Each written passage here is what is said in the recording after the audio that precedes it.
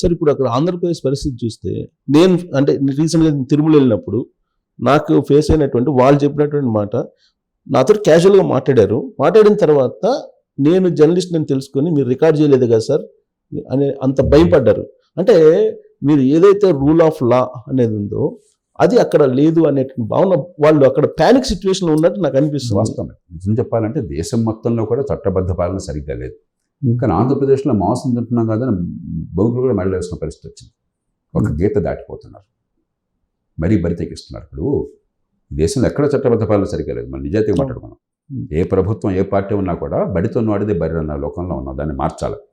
కానీ కనీసం కొంత బిడియము, ఒక గీత దాటకూడదు అనేటువంటి ఒక సంస్కారం ఉండేది. అది కూడా పోయినప్పుడు ఈ భయం పెరుగుతుంది. ఆంధ్రప్రదేశ్లో నాకు అర్థమైనంత వరకు ఆ పరిస్థితి వస్తున్నది. ఆంధ్రప్రదేశ్ ఒక్కచోట చట్టబద్ధ పాలన లేకుండా నేను అంటలేదు. దేశంలో ఎక్కడ చట్టబద్ధ పాలన తీసుకుంటే కానీ ఇక్కడ శృతి మించిపోయింది. ఆ శృతి మించకుండా కాపాడాలి. దీర్ఘకాలంలో చట్టబద్ధ పాలన అన్ని చోట్ల పూర్తిగా పెంచాలి. ₹1 తీసుకున్నానని చెప్పి చెప్తున్నారు. ఆయనేమో గుంటూరు నుంచి తెనాలికి 28 కిలోమీటర్స్ హెలికాప్టర్లో వెళ్ళారు. అమరావతి అది 1 సెంట్ భూమి పంచడానికి 8 కిలోమీటర్స్ అక్కడి నుంచి హెలికాప్టర్లో వెళ్ళారు. ఇవాళ లేటెస్ట్ ఏంటంటే 2 హెలికాప్టర్స్ కావాలి ముఖ్యమంత్రికి, ఒకటి వైజాగ్లో ఇంకోటేమో విజయవాడలో పెట్టుకోవాలి అని చెప్పి ఆయన ఆల్రెడీ 300 కోట్లు ఏమో అది రెంట్ అవుతుందని చెప్పి లెక్కేసి చెప్తున్నారు. దీన్ని ఎలా చూడాలి సార్? నేను వివరాల్లోకి వెళ్ళను.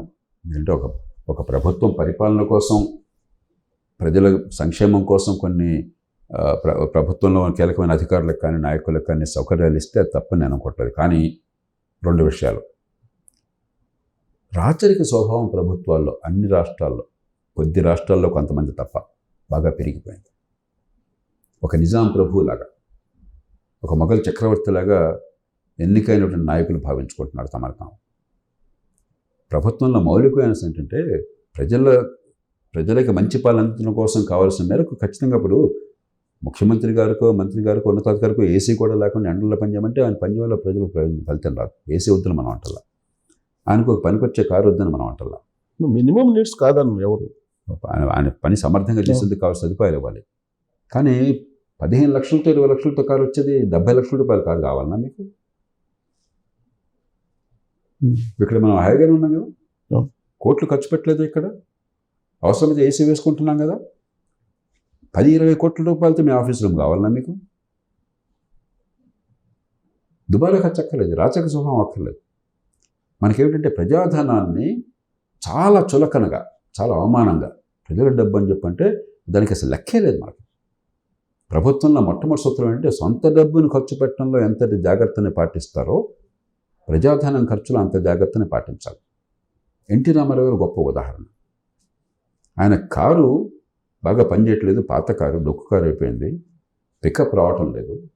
మరి ఏదో ముఖ్యమంత్రి కానీ థ్రెట్స్ ఉంటాయి, నక్సలైట్ థ్రెట్ ఉంటుంది, మరో థ్రెట్ ఉంటుంది, అఘాయిత్యానికైనా పాల్పడొచ్చామో అని సెక్యూరిటీ వాళ్ళు గొడవ చేశారు, ఇంటెలిజెన్స్ వాళ్ళు.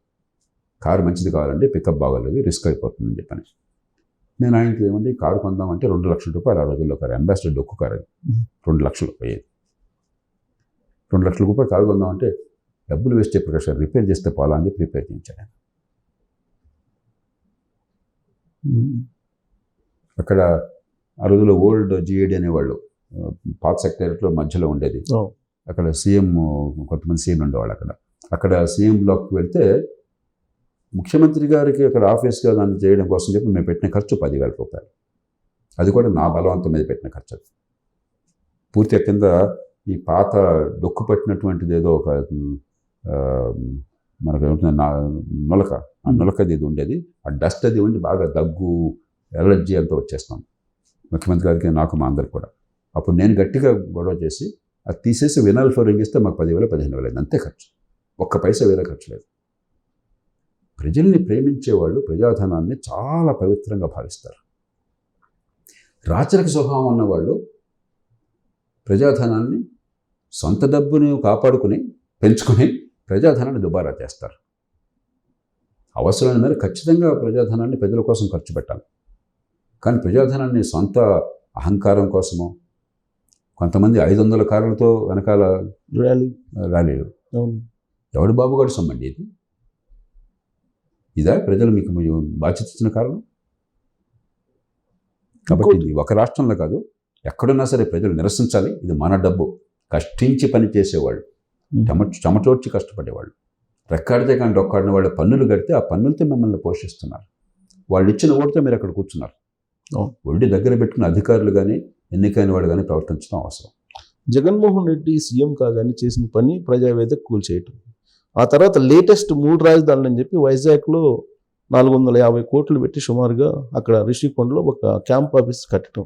ఇవన్నీ ఎలా తీసుకోవాలి? పరిపాలనలో భాగంగా తీసుకోవాలా? వ్యక్తుల్లోకి నేను వెళ్ళాను. ఇప్పుడు ఈ విషయాలన్నీ మీకు తెలుసు, ప్రజలకు తెలుసు. నేను ఇక ఈ వ్యక్తుల వివాదాలకు వెళ్ళదలుచుకోలేదు. కానీ ఖచ్చితంగా పరిపాలన గాడి తప్పింది. సంక్షేమ అభివృద్ధి సమతూకం దెబ్బతిన్నది. చట్టబద్ధ పాలన మరింత క్షీణించింది. ఇది రాష్ట్ర భవిష్యత్తుకి, సమాజ భవిష్యత్తుకి మంచిది కాదు. పంథా మార్చుకోవటం చాలా అవసరం.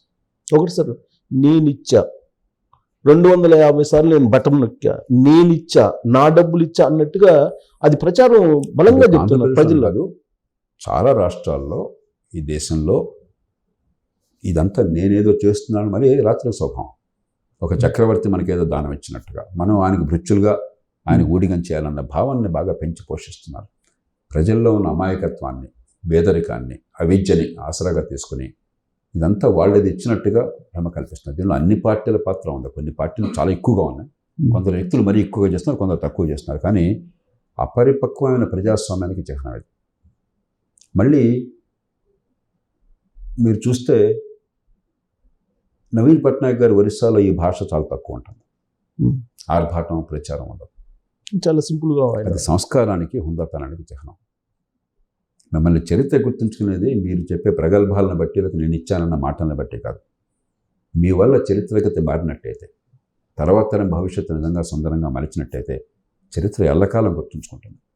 అది లేకపోతే మీరు ఎంతకాలం రాజ్యం చేసినా కూడా అధికారంలో మీ కాళ్ళు మొక్కే ప్రయత్నం చేస్తారు, బయటికి వెళ్ళగానే తెచ్చుకుంటారు.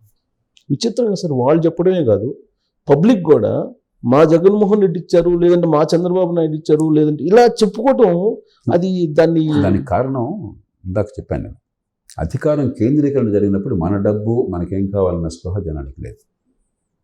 కాబట్టి బాంఛన్ కాల్ముక్త ఆయన దానం చేశాడు, నేను పుచ్చుకున్నాను అన్న భావన చాలామంది మనసులో కాదు. కానీ ఈ మధ్య కొంచెం మారుతోంది.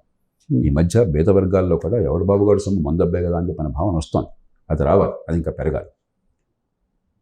రెండోది, ప్రజాస్వామ్యం కేవలం మనకి ఓటుకి, ఎలక్షన్ అయిన తర్వాత నిరసనలకి, రాస్తారోకలకి పరిమితమైంది. ప్రజాస్వామ్యంలో లోతైన అవగాహన, దాని దగ్గర సంస్థాగత ఏర్పాట్లు, మన పరిణితి పొందేటువంటి చర్చ జరగట్లేదు. చివరికి మీడియాలో కూడా ఈ పోలరైజేషన్ని పెంచి కులాల మధ్య, పార్టీల మధ్య, ప్రాంతాల మధ్య, మతాల మధ్య ఒక సంఘర్షణ వాతావరణం తీసుకొచ్చి ఉద్రేకాన్ని రచ్చగొట్టడం తప్ప ప్రశాంత వాతావరణంలో ఆలోచన పెంచి మన జీవితం ఏమిటి, మన పిల్లలు ఏమిటి, మన కుటుంబం ఏమిటి, మన చుట్టూ ఉన్న సమాజం ఏమిటి, ఆ సమాజానికి మనకు మధ్య సంబంధం ఏమిటి, ప్రభుత్వం ఏం చేయాలి, ఏం చేయకూడదు, ఏం చేస్తోంది, ఎట్లా చేయాలి, దాని మీద చర్చ జరగడం. కాబట్టి క్రమక్రమంగా దీనికి మళ్ళాంటి వాళ్ళు చేయగలిగింది ఏంటంటే ఉన్నంతలో మనం సమస్యల భాగం కాకుండా పరిష్కారంలో భాగం కావడం కోసం ప్రయత్నం చేయడం.